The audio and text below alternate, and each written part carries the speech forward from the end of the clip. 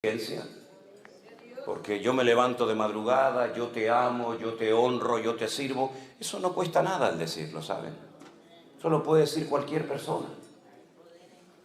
Pero tenemos que ser coherentes. Yo creo que a estas alturas de nuestra vida, si no somos coherentes, en algo estamos fallando. Porque yo, como dije hace unos días aquí, cuanto más tiempo llevemos en los caminos del Señor, más se nos tiene que exigir.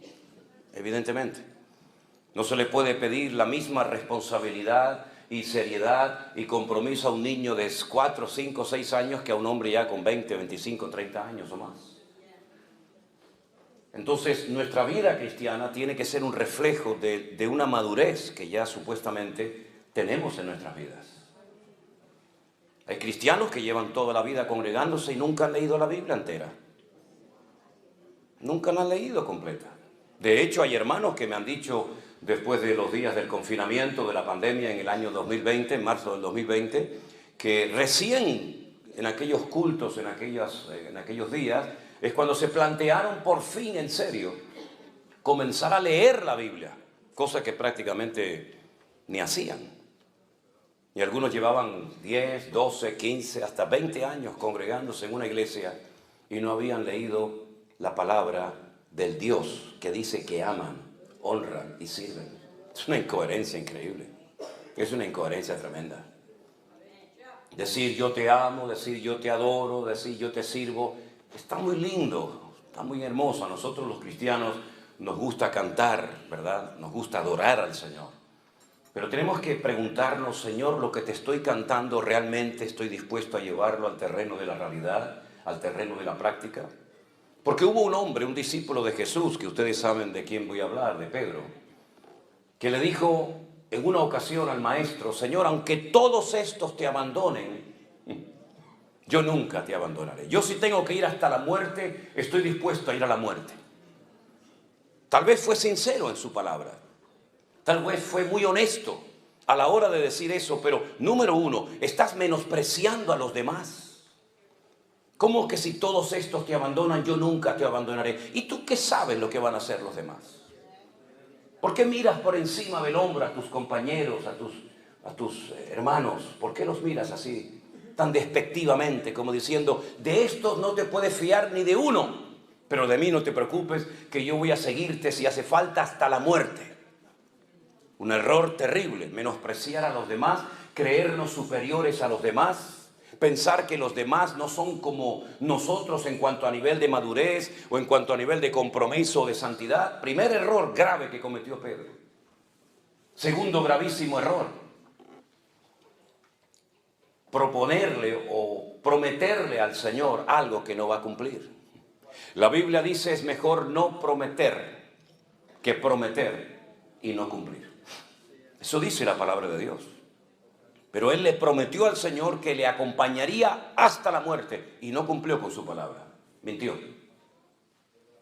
Luego, el cristianismo no solamente se vive con el corazón, con los impulsos del corazón, con las emociones, sino con la cabeza.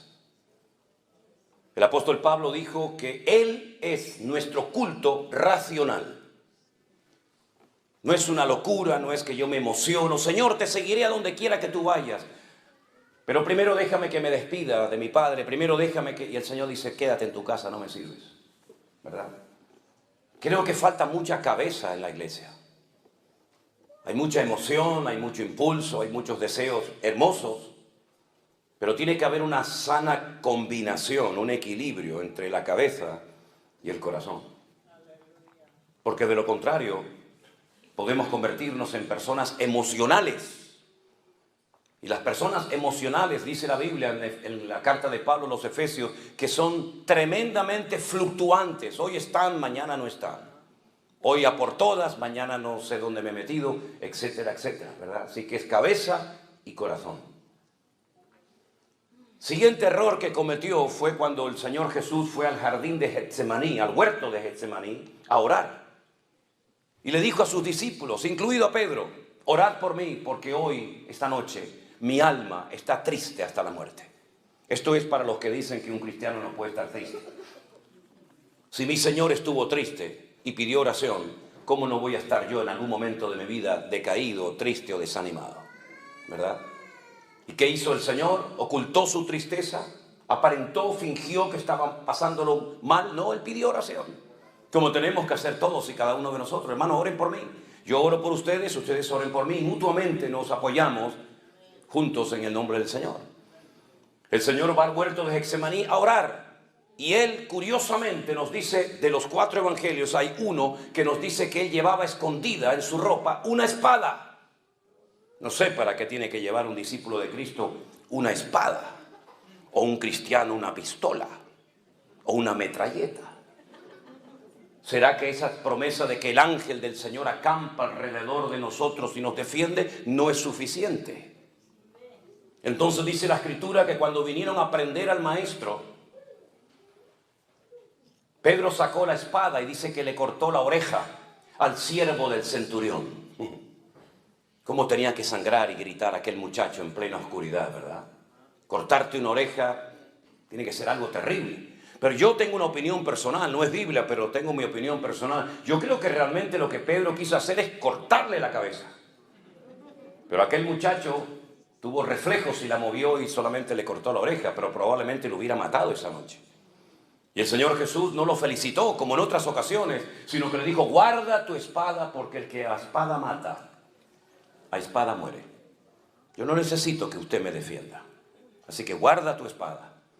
Un grave error de Pedro, aparte de los que ya he mencionado, es defender al Señor con armas carnales. La Biblia dice, aunque andamos en la carne, no militamos según la carne, porque las armas de nuestra milicia no son carnales, pero son poderosas en Dios para destruir fortalezas y para llevar cautivo todo pensamiento a la obediencia de Cristo Jesús. No es con espada, no es con ejércitos, es con mi Santo Espíritu, dice el Señor. Y la Biblia habla de una espada, pero la espada del Espíritu, que es la palabra de Dios. Y no mis armas carnales, como puede ser el carisma, la elocuencia, la experiencia, etcétera, etcétera. Otro error terrible que cometió Pedro. Pero siguió descendiendo, porque se había olvidado de una palabra que el Señor le había dado esa noche. Antes de que el gallo cante, tú me negarás 3 veces. Cuando hay una palabra del Señor, y en este caso una palabra específica para la vida de Pedro, tú tienes que valorar y tener en cuenta que hay una palabra detrás de tus acciones, detrás de tus actos, y tú no la tienes en cuenta. Tú sigues empeñado en demostrar que tú eres mejor que nadie. Tú sigues empeñado en convencer al Señor de que esa palabra no puede ser así, sino que yo te voy a ser fiel hasta la muerte. Y no fue así, todos lo sabemos. Siguió al Señor cuando es prendido por los romanos, pero lo sigue, dice la Biblia, de lejos. ¿A qué distancia estás viviendo de Cristo? Las ovejas, cuando se separan del rebaño a más de 15 o 20 metros, se pierden porque tienen una muy mala visión. Y por eso se pierden y necesitan de un pastor, porque tienen una vista terrible, un olfato pésimo, un oído pésimo y no tienen sentido de la orientación. Y Pedro seguía al Señor, pero, dice la Escritura, de lejos. Y no se puede seguir al Señor, y menos en estos tiempos, de lejos. No se puede seguir al Señor de lejos. Pero hay un paso más. La Biblia dice que mientras estaban interrogando al Señor en la mazmorra, en la cárcel que tenía uno de los sumos sacerdotes llamado Caifás, él estaba calentándose al fuego junto con los romanos. Dime con quién andas y te diré quién eres, dice el refrán. El que al buen árbol se arrima, buena sombra le cobija. Y Proverbios dice, él anda con sabios y sabio serás. Te estás calentando en un fuego ajeno. Ya tu corazón no arde con el fuego del Señor, sino con un fuego ajeno. ¿Qué conversaciones? ¿Qué bromas? ¿Qué cosas estaban hablando ahí? No es tu lugar, tú no tienes por qué estar ahí, no vas a tener fuerza para poder soportar la presión que te va a venir encima. Dice la Biblia que las malas, escuche bien esto, las malas conversaciones corrompen las buenas costumbres. Y Pedro estaba en medio de un ambiente que no era el idóneo. no estaba alimentando su fe, no estaba cerca del Señor, estaba con los romanos calentándose en fuego ajeno. Y entonces, después de estas debilidades, detrás de estos pasos terribles que fue dando progresivamente, apareció en la escena una muchacha que se le queda mirando y le dice a los romanos: oigan, este también es uno de ellos. Y Pedro dice: te equivocas, yo no soy ninguno de ellos. Sí, tú eres uno de ellos. Yo te vi caminando con Jesús y con el resto de sus discípulos. Y negó, y al momento, dice la Biblia, que el gallo cantó. Y entonces es cuando en ese momento sale el Señor de la cárcel, se le queda mirando fijamente. Se cruzan las miradas de Pedro y del maestro, y sin palabras, dice la Biblia, que fue quebrantado y salió de allí llorando amargamente. Acababa de cometer el peor pecado que puede cometer un creyente, que es renegar de su fe en Cristo. No tener el valor para confesarlo públicamente, es decir, esto se llama apostatar. Apostatar de la fe. Negar a un Señor, negar una fe, negar un modelo, un estilo de vida, porque no quieres que te reconozcan como uno de sus discípulos. Y entonces dice que se fue y lloró amargamente. No fue a la cruz con el Señor, no estuvo al pie de la cruz, como por ejemplo estuvo Juan y su madre y María Magdalena y otras mujeres, sino que se marchó a llorar. Pero las lágrimas no sirven para nada si no hay un verdadero y genuino cambio en tu corazón. Hay gente que llora porque ha destrozado su vida. Hay gente que llora porque ha perdido su matrimonio. Hay gente que llora porque ha perdido un hijo. Hay gente que llora porque saben que están haciendo algo incorrecto ante los ojos de Dios, pero no hay cambios. Y no es suficiente con llorar, no es suficiente con reconocer, hace falta un arrepentimiento genuino y hace falta una conversión genuina y un compromiso genuino con el Señor. Y Pedro lo único que hacía era llorar y llorar y llorar, pero las lágrimas solamente no cambian a nadie. La historia dice que se llevaron al maestro y efectivamente lo crucificaron, lo colgaron en un madero.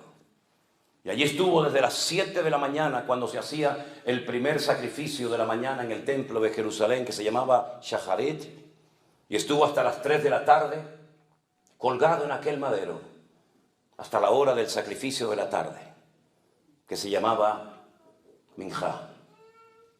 Y a las 3 de la tarde el Señor Jesús encomienda su espíritu al Padre y termina muriendo en aquella cruz. ¿Apareció Pedro por allí?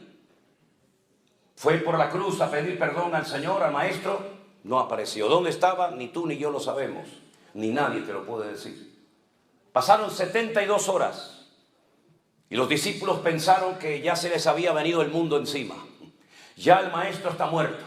Ahora volver atrás, volver a nuestras casas, a nuestros trabajos, a nuestras amistades y familiares, y reconocer públicamente que nos equivocamos de Mesías, que seguimos al hombre equivocado, que lo dejamos todo por él, pero resulta que ahora lo han matado y no se ha restaurado el reino, la monarquía, como ellos creían que se iba a hacer. Para ellos era muy duro. No se atrevieron a ir ese primer día allí a Capernaum o a Tiberias o a Galilea, sino que se encerraron en una casa y dice que estaban muertos de miedo, porque en cualquier momento los romanos podían venir a prenderlos a ellos también y crucificarlos como a su maestro. A las 72 horas una mujer muy conocida por ellos, una mujer que había sido liberada de 7 demonios,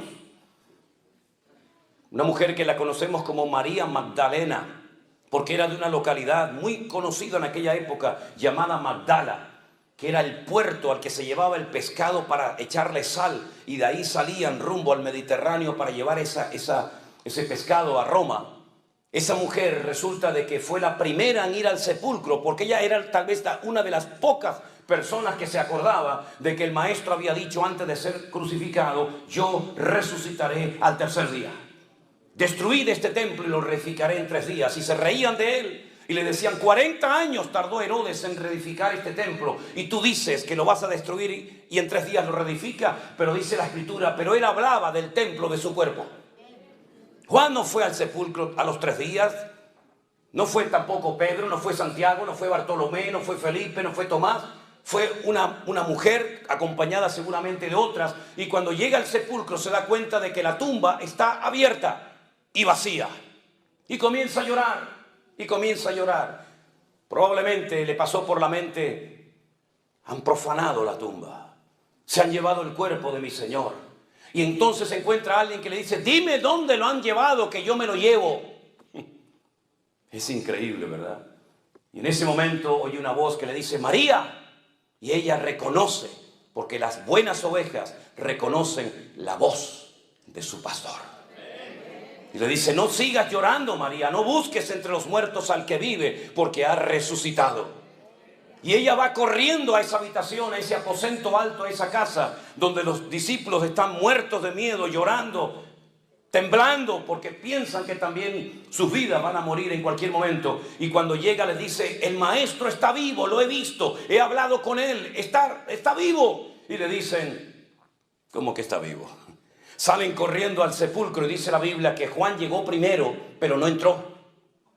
Y después llegó Pedro y dice: entró, vio y creyó. Y vio una tumba vacía. Vio el sudario bien puesto, bien colocado en la tumba, lo cual significa, cuando un comensal, cuando una persona estaba comiendo y por ejemplo tenía que ausentarse para atender a alguien o ir al baño o lo que fuera, si iba a volver, dejaba bien doblada la servilleta. Y eso significaba para los esclavos, cuando pasaban y veían, por ejemplo, todo así bien colocadito en la mesa, significa que el Señor, la persona que está comiendo en ese lugar, va a volver otra vez. Pero si lo hacía así, lo arrugaba y lo tiraba así en la mesa, déjenlo ahí, no se preocupen, significa: ya terminé, no voy a volver más, no quiero comer más. Y cuando el Señor Jesucristo resucitó, dice que el sudario y todo lo que le habían colocado alrededor de su cabeza y de su cuerpo estaba bien doblado, bien colocado en su sitio, lo cual significa: volveré otra vez. Y por eso entró, vio y creyó, dice la Biblia. Y la tumba estaba vacía y pudieron entrar porque aquella roca enorme que rodaba y quedaba herméticamente cerrado el sepulcro estaba rodada. Pero como he dicho en muchas ocasiones, la piedra no se movió para que pudiera salir el Señor. La piedra se movió para que ustedes que no creen puedan entrar y ver que la tumba está vacía. ¡Aleluya! ¡Gloria a Dios! Y entonces, él creyó, pero aún no le ha visto. Pero es que María Magdalena no solamente había hablado con el maestro, sino que había recibido un mandato. Y le dijo, escuchen bien esto, porque esto es para mí tremendamente interesante. Le dice María Magdalena, el Señor le dice a María Magdalena: vete a mis discípulos y diles que vayan a Galilea, que allí me encontraré con ellos, y a Pedro. Dice: dile a mis discípulos, y a Pedro, que vayan a Galilea. ¿Por qué dice discípulos y aparte pone a Pedro? Porque tú dijiste públicamente, delante de muchos testigos, y en la Biblia con que hubiera 2 testigos, máximo 3 ya era suficiente. Y tú dijiste delante de muchos testigos que tú no me conocías, que tú no querías saber nada conmigo, que tú no te identificabas conmigo, por lo tanto ya no eres un discípulo. Pero díganle también a Pedro que suba. Le hubiéramos dicho nosotros al Señor, a Pedro, si hubiéramos sido el maestro: sube también tú a Galilea. O le hubiéramos dicho: mira, ¿tú para qué vas a subir? Si en el momento más necesario de mi vida no apareciste. ¿Cómo puedo confiar en un hombre que me promete una serie de cosas y luego no las cumple? Yo no me fío de ti, yo no puedo darte otra vez otra oportunidad, porque tú has fallado a todo lo que has dicho. No has acertado ni una, querido. Pero sin embargo el Señor en la Biblia nos enseña que no solamente salva y libera y sana, sino que también el Señor de la Biblia es un Dios que restaura a la gente que ha caído y tropezado. Y entonces Pedro necesitaba ser restaurado. Pero ¿cómo va a ser restaurado un hombre que acaba de negar hace 72 horas al maestro? Vamos a verlo en la Biblia. Algunos decían: hoy no va a leer la Biblia el pastor. Sí, pasa que esto es una introducción a lo que voy a predicar ahora, para situarnos, ¿no? En el último capítulo del Evangelio de Juan, si ustedes leen el Evangelio según San Juan, es diferente totalmente al de Mateo, Marcos y Lucas. Se estudia aparte en las escuelas bíblicas, se estudia aparte porque es un evangelio completamente diferente, la estructura gramatical, el estilo, etc. Y en el último capítulo aparece algo que solamente lo cuenta Juan. Ni Mateo, ni Marcos, ni Lucas contaron lo que allí estaba a punto de suceder. Dice en Juan capítulo 21, yo espero que ustedes no sean de esos creyentes que están de moda, que ya no vienen con la Biblia a la iglesia o al culto. Siempre digo, si usted no trajo Biblia, siéntese al lado de un hermano que seguramente la ha traído. Incluso algunos prefieren traerla en el teléfono celular para que la gente, los vecinos nos digan, ah, mira, es cristiano, va con la Biblia. Espero que usted no sea uno de esos, ¿verdad? Juan capítulo 21 dice, vamos a leer a partir del verso 1. Después de esto, Jesús se manifestó otra vez a sus discípulos junto al mar de Tiberias y se manifestó de esta manera. Estamos en el norte de Israel, estamos en el mar de Tiberias o Genesaret o el Kineret. Y allí estaban juntos Simón Pedro, Tomás, llamado el Dídimo, la palabra Dídimo significa gemelo, era gemelo de otra persona, Natanael, el de Caná de Galilea, los hijos de Zebedeo y dos de sus discípulos. Simón Pedro les dijo, voy a pescar. Y ellos le dijeron, vamos nosotros también contigo. Fueron y entraron en una barca y aquella noche no pescaron nada. Nada. Cuando ya iba amaneciendo, fíjense, se fue de noche a pescar y ya está amaneciendo, es decir, ha estado toda la noche intentando pescar. Y cuando ya iba amaneciendo, se presentó el Señor Jesús en la playa, mas los discípulos no sabían que era Jesús. Y les dijo, hijitos, ¿tenéis algo de comer? Y le respondieron, no. Él les dijo, echad la red a mano derecha de la barca y hallaréis. Entonces la echaron y ya no podían sacar por la gran cantidad de peces. Entonces aquel discípulo a quien Jesús amaba le dijo a Pedro, es el Señor. Simón Pedro, cuando oyó que era el Señor, se ceñó la ropa porque se había despojado de ella, se echó al mar y los otros discípulos vinieron con la barca arrastrando la red de peces, pues no distaban de tierra como 200 codos. Al descender de la barca a tierra, vieron puestas unas brasas y un pez encima de ellas y pan. Jesús les dijo, traed de los peces que acabáis de pescar. Subió Simón Pedro y sacó la red a tierra llena de grandes peces, 153. Y aún siendo tantos, la red no se rompió. Jesús les dijo, venid y comed. Y ninguno de los discípulos se atrevía a preguntarle, ¿tú quién eres? Sabiendo que era el Señor. Vino pues Jesús y tomó el pan y les dio y asimismo del pescado. Esta era la tercera vez que Jesús se manifestaba a sus discípulos después de haber resucitado de los muertos. Podríamos hablar mucho acerca de esto, pero quiero destacar lo siguiente. Días atrás el Señor le había pedido a Pedro, a Jacobo y a Juan que fueran con él al huerto de Getsemaní a orar junto con él, ¿se acuerdan? ¿Y qué pasó? Se quedaron dormidos. Los despertaba y se volvían a quedar dormidos. Los despertaba y se volvían a quedar dormidos. Y ya la tercera vez le dijo el Señor, seguid durmiendo. ¿No habéis podido velar conmigo una hora? ¿No os he pedido toda una noche de vigilia? ¿Os he pedido una hora de oración juntamente conmigo y no habéis sido capaces? Y ahora resulta que se los encuentra en el mar de Galilea y dice la Biblia que han estado toda la noche hasta el amanecer intentando pescar y no han pescado nada. Oye, qué curioso, ¿no? 3 días atrás te quedabas dormido cuando te pedí que oraras por mí una hora y ahora para tu trabajo has estado toda la noche sin obtener ningún tipo de resultado y no te ha entrado sueño.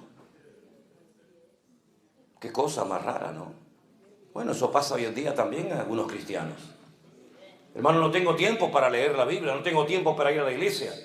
No tengo tiempo para las cosas del Señor, pero luego para tu trabajo siempre te las arreglas para tener tiempo. Eso pasa en Europa, en Estados Unidos diferente, porque ustedes están en un nivel espiritual superior al nuestro. Nosotros de la vieja Europa estamos todavía en pañales, ustedes ya han superado esto, ¿verdad? Bueno, está bien. Cuando hubieron comido, ya están satisfechos, ya han comido, ¿no? Ya están contentos. Ok, ahora viene. Fíjense cómo el Señor restauró a Pedro. Jesús le dijo a Simón Pedro: Simón, hijo de Jonás. No el Jonás del Antiguo Testamento, evidentemente, otro Jonás, ¿no? ¿Por qué le menciona al Padre? ¿Qué tiene que ver el nombre del Padre con lo que el Señor está a punto de hacer en Pedro? Simón, hijo de Jonás, ¿me amas? ¿Me amas más que estos? Y él le respondió: sí, Señor, tú sabes que te amo. Y él le dijo: apacienta mis corderos. Jonás fue un profeta que sabía la voluntad de Dios, pero fue un profeta rebelde. No quiso poner en práctica el llamado de Dios para su vida. Y por eso te estoy mencionando el nombre de tu padre, porque has actuado hace unos días atrás exactamente igual, bajo la misma rebeldía y desobediencia de aquel profeta del Antiguo Testamento llamado Jonás, que estaba en Israel. El Señor lo manda a Nínive y él coge un barco en Jaffa o en Jope y se va en dirección opuesta rumbo a España, donde está Tarsis, en el sur de España. Y tú has sido exactamente igual. Tú prometiste un montón de cosas. Tú dijiste que ibas a estar allí. Tú dijiste que aunque todos me abandonaran, contigo se podía contar. Tú has sido otro Jonás, que sabías lo que tenías que hacer, pero no lo cumpliste. Por eso le recuerda el Señor el nombre de su papá, de Jonás, el profeta rebelde. Y le pregunta al Señor: ¿tú me amas? Y Pedro, como siempre, con esto, con el corazón, no con la cabeza: sí. Cristo, yo te amo. Bueno, pues si me amas, demuéstralo. Apacienta mis ovejas, involúcrate en mi reino, involúcrate en mi obra, atiende a la gente, haz algo, mi hijo. No estés ahí: bendíceme, ayúdame, prospérame. Tal vez por eso el Señor nos llamará ovejas, porque todo lo que pedimos termina en me. Bendíceme, cúrame, sáname, guíame, muéstrame, ¿verdad? Apacienta mis ovejas, involúcrate, haz algo, métete en el barro y mánchate también junto con los demás. Como parece ser que la respuesta fue muy precipitada y nada pensante, el Señor volvió la segunda vez a preguntarle: Simón, hijo de Jonás, ¿me amas? Pedro le respondió: sí, Señor, tú sabes que te amo. Entonces le dice: pastorea mis ovejas. Lo vuelve otra vez a poner en primera línea. Estoy dándote una segunda oportunidad. Estoy volviendo a confiar en ti. Tú me has negado, pero yo te vuelvo a restaurar. Yo te vuelvo a poner en primera línea, apacentando las ovejas, apacentando mis corderos, atendiendo a la gente. Te estoy restaurando, te estoy dando otro voto de confianza. Aprovechalo. Y la tercera vez le dice el Señor: Simón, hijo de Jonás, ¿me amas? Parece que ahora entendió. A la tercera va la vencida, dicen por ahí, ¿no? Pedro se entristeció de que le dijese la tercera vez: 3 veces me negaste, 3 veces tendrás que confesar públicamente delante de estos testigos que tú me amas. Señor, tú lo sabes todo. Tú sabes que yo te amo. Jesús le dijo, pues: apacienta mis ovejas. El Nuevo Testamento se escribió en griego. Y en el griego, como bien saben ustedes, hay varias palabras para hacer referencia al amor. No es como en nuestros idiomas, que hay una y ya está. Y por el contexto tienes que interpretar a qué tipo de amor estamos haciendo referencia. En el griego no. En el griego, igual que en el hebreo, hay palabras concretas y específicas para que la gente no malinterprete el mensaje. Está la palabra eros, está la palabra fileo y está la palabra ágape. Las 3 hablan de amor, pero de distintos amores.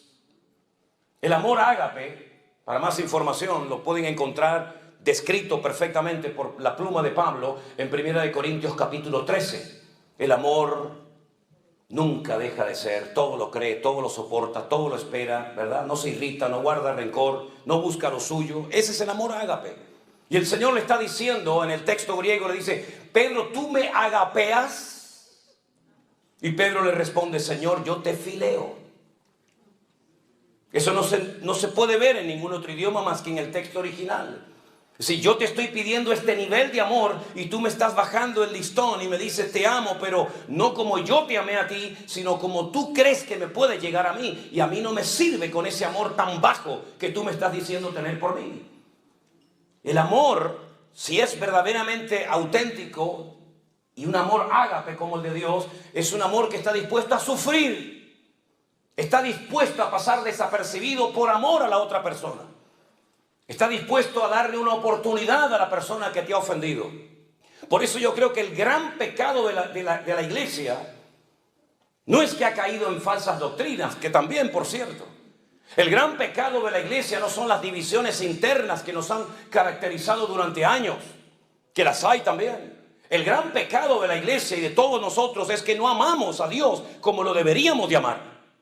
Somos capaces de estar una hora cantando y repitiendo lo mismo, pero en el fondo realmente amamos a Dios por encima de padre, de madre, de dinero, de trabajo, de nuestra propia vida. Amamos realmente a Dios. Cuando le preguntaron al Señor cuál es el mayor y principal mandamiento, podía haber citado cualquiera. Hay 613 mandamientos en la ley de Moisés. Y él dijo, el principal mandamiento de todos es este: escucha, Israel, el Señor nuestro Dios uno es. Y amarás al Señor tu Dios con toda tu alma, con todas tus fuerzas y con todo tu corazón. Y estas son las primeras palabras que aprende un niño de labios de su propio padre. Y las repiten por la mañana, y las repiten por la tarde, y las repiten por la noche, todos los días de su vida. Shema Israel, Adonai Eloheinu, Adonai Echad. Ve'ahavta Adonai Elohecha bechol levavecha, uchol nafecha, uchol meodecha. Todos los días repiten esto. Amar a Dios, amar a Dios, amar a Dios, amar a Dios. Amar a Dios con todas las fuerzas. ¿Qué significa? Que tengo que apretar así todos mis músculos para decir te amo, te amo. No, es con todos mis recursos. Eso significa con todas mis fuerzas. Amar a Dios con todas las fuerzas significa que Él es lo primero en mi vida. Primero que mi padre, que mi madre, que mi hijo. Ahora pueden entender cuando aquel le dijo, bueno, yo te seguiré, pero deja que primero entierra a mi padre. Los hijos no podían salir de la casa paterna hasta que el viejo muriera, porque si no quedaban automáticamente desheredados. Era una falta de respeto que un hijo saliera de la cobertura del padre hasta que el padre no le diera permiso, hasta que el padre muriera. ¿Cuánto podía durar el hombre? 10 años, 20 años, 40, no sé cuánto. Pero el Señor le dijo, no me sirves. Porque si pones primero a tu padre, o a tu madre, o a tu trabajo, o a lo que sea, no eres digno de ser mi discípulo. Porque es amarás al Señor por encima de todo y de todos. Ahora entendemos la repercusión de la vida, el impacto en el mundo espiritual que tuvo Abraham cuando el Señor le dijo, sal de tu tierra y sal de tu parentela. Hizo todo lo contrario a aquel que dijo, deja que primero entierre a mi padre. Deja que primero me despida de mi familia. Deja que quede bien con ellos y le explique a lo que me voy a dedicar y tratar de llevarme bien con ellos. Y cuando yo tenga el problema social o familiar resuelto, entonces te sigo. No hay condiciones cuando Dios nos llama. Es sí o sí, todo o nada. O entras o sales, no hay medias tintas. O siembras o esparramas. No hay condiciones a la hora de obedecer al Señor. Por eso hoy vuelvo a repetir, amamos realmente al Señor. Yo creo que en lo más profundo de nuestro corazón no somos conscientes de lo que significa yo amo a Dios. Amar a Dios es mucho más que leer la Biblia. Amar a Dios es mucho más que dar una ofrenda en un culto. Amar a Dios es mucho más que hablar en lenguas o levantar las manos o pagar diezmos y ofrendas o primicias y todo eso que se han inventado algunos por ahí. Amar a Dios es mucho más que cantar unas alabanzas un domingo a la mañana o un jueves a la tarde. Amar a Dios significa que ya no vivo yo, mas vive Cristo en mí. Y si tengo que dejar a mi trabajo, y tengo que dejar mi vida misma para servir al Señor, estoy dispuesto a hacerlo. Y por eso el Señor le está diciendo, ¿tú me amas o no me amas? ¿Entiendes lo que te estoy preguntando? ¿Entiendes la repercusión, el alcance y la profundidad del llamado y de lo que te estoy preguntando? Así que si me has respondido, sí Señor, tú lo sabes todo, tú sabes que te amo, sí, pues agárrate a lo que te voy a decir ahora. Te voy a dar una profecía, ya te la di en su momento y no la creíste. Cuando te dije, antes de que el gallo cante, me negarás 3 veces. No la creíste, menospreciaste la palabra, seguías insistiendo en que no es así. No, Señor, no es así. Bueno, pues te voy a dar otra, a ver si ahora lo entiendes. Cuando tú eras joven, Pedro, te ceñías, ibas a donde querías. Le está diciendo el Señor, en otras palabras, has hecho toda tu vida lo que te ha dado la gana. Ahora voy aquí, ahora voy allá. Es decir, tienes una agenda tú. Y en esa agenda hay gente que quiere meter a Dios. Pero Dios no tiene que ser puesto en ninguna agenda personal o privada. Es más, con Dios no se usa agenda, porque Él es mi agenda propia. Así que cuando eras joven, te recuerdo que te ceñías, ibas a donde querías. Es decir, eras un caballo desbocado, hacías lo que te daba la gana, hablabas con quien te daba la gana, ¿verdad? Mas cuando ya seas viejo, es decir, cuando madures, estos son eufemismos, es una forma de transmitir un mensaje. Como cuando Pablo dijo, cuando yo era niño, ¿se acuerdan? Yo hablaba como un niño, pensaba como un niño, juzgaba como un niño. Mas cuando ya fui hombre, cuando maduré, cuando crecí, dejé lo que era de niño.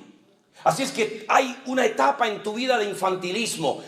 Hay una etapa en tu vida de rebelión. Hay una etapa en tu vida que te identificas con Jonás, el profeta rebelde y desobediente. Todo eso tienes que dejarlo atrás, porque cuando crezcas, ¿qué significa? Cuando seas viejo, cuando madures, Pedro, extenderás tus manos y te ceñirá otro y te llevará a donde tú no quieras. Fíjate tú lo que le está diciendo. Aun cuando seas viejo, todavía tu voluntad será tu peor enemigo, Pedro. Te van a llevar a la muerte, te van a llevar a la crucifixión y todavía tendrás una lucha en tu interior tremenda. ¿Cómo puedo vencer esa lucha interior? Ese enemigo que llevo dentro. Esa batalla que se parece a aquella batalla que tenía aquella mujer embarazada cuando decía, Dios mío, se están matando, se están peleando, se están dando patadas y puñetazos mis hijos en mi vientre. ¿Pero esto qué es? ¿Qué me pasa? Tengo una lucha dentro de mis entrañas. Y se fue a consultar con el Señor y le dijo, es que llevas 2 en tu vientre. Y por eso esos 2, uno representa la carne y otro representa el espíritu, y son antagónicos, son opuestos, van a ser enemigos toda la vida. Y hablo de Jacob y Esaú, ¿se acuerdan? Pues en nuestro interior llevamos una batalla, una guerra. Por eso dice Pablo que nuestra batalla no es contra sangre y carne, sino contra principados, contra potestades, contra gobernadores de las tinieblas, contra huestes espirituales de maldad en las regiones celestes. Hay una guerra. Quiero, pero no quiero. Sí, pero no. Voy, pero en el fondo no. Es esa guerra. ¿Cómo se vence esa guerra? Miren a Jesús lo que hizo. Se metió dentro del huerto de Getsemaní y dijo, Padre, no se haga mi voluntad, sino la tuya. Y fue quebrantado, fue triturado allí. Y dijo, pasa de mí esta copa, más no se haga mi voluntad, sino la tuya. Es decir, es una guerra que no se gana de pie. Es una guerra que se gana de rodillas. Cuando dice, Señor, yo me rindo. Me rindo. No sé nada, no puedo nada, no entiendo nada. Yo me rindo a ti. Es entonces cuando el Señor dice, ahora has entendido. Y cuanto antes lo entiendas, mucho mejor para ti y para los tuyos. Así que vas a llegar a esa edad avanzada y te van a llevar a donde tú no quieras. Y ahora dice, porque allí estaba oyendo como testigo Juan, y dice, esto dijo, dando a entender con qué muerte había de glorificar a Dios. Y dicho esto le dijo, sígueme. Has dicho que me amas. Lo acabas de decir ahora 3 veces. Te han oído todos. Tú sabes que te amo, tú sabes que te amo, Señor. Tú sabes que te amo más que a la pesca, más que a mi familia, más que a la red, más que a la barca. Te amo. ¿Me amas? Muy bien, perfecto. Te pones a trabajar desde ahora mismo. Porque yo te saqué de ese trabajo para convertirte y prepararte y capacitarte para que fueras pescador de almas. Y has vuelto otra vez atrás. Te saqué de ahí y te vuelves otra vez atrás. Y en ese acto de desobediencia has arrastrado a Tomás, a Juan, a Santiago y a otros. Así que sal de ahí, sígueme. Y quiero que sepas que el premio que te voy a dar al final de la carrera es que te voy a dejar que te maten, que te cuelguen, que te crucifiquen exactamente igual que me hicieron a mí. Oh. Amamos al Señor. Amamos al Señor. ¿Quién está soñando con jubilarse? No sé cómo llaman, jubilarse, con retirarse y decir, bueno, yo cuando tenga una cierta edad me compraré un rancho con mis caballos, mis gallinas, mis ovejas, disfrutaré de la vida, viajaré por Europa, iré por aquí, iré por allá, iré a ver al pastor Manolo Sierra a Tenerife, iré con él a Israel, me compraré mi buen auto y terminaré mis días rodeado de mis nietos y de mis bisnietos y etcétera, etcétera. El Señor le dijo, olvídate de eso. La guinda, la corona del pastel va a ser que termines tus días crucificado, dando tu vida por mí. ¿Te imaginas que el Señor nos dijera eso a nosotros? Gracias a Dios que no sabemos de qué vamos a morir, ni cuándo, ni dónde. Gracias a Dios que no sabemos si moriremos de un accidente de tráfico, de una caída de un avión o de lo que sea. Gracias a Dios que no lo sabemos, pero Él sí lo sabía. Él sí sabía de que iba a morir. Y vivió con esa presión, por decirlo de alguna manera, durante toda su vida, hasta que en Roma lo agarra Nerón y le dice, aquí lo tenemos, ya lo hemos encontrado. Te vamos a dar el honor de morir como tu maestro. ¿No dicen ustedes que murió crucificado? Vamos a crucificarte a ti también. Y dijo, sí, pero os voy a pedir un gran favor. Ya no me considero ni digno de morir como él. Ya he madurado. Ya he cambiado. Por favor, crucifíqueme, pero con la cabeza para abajo y con los pies para arriba.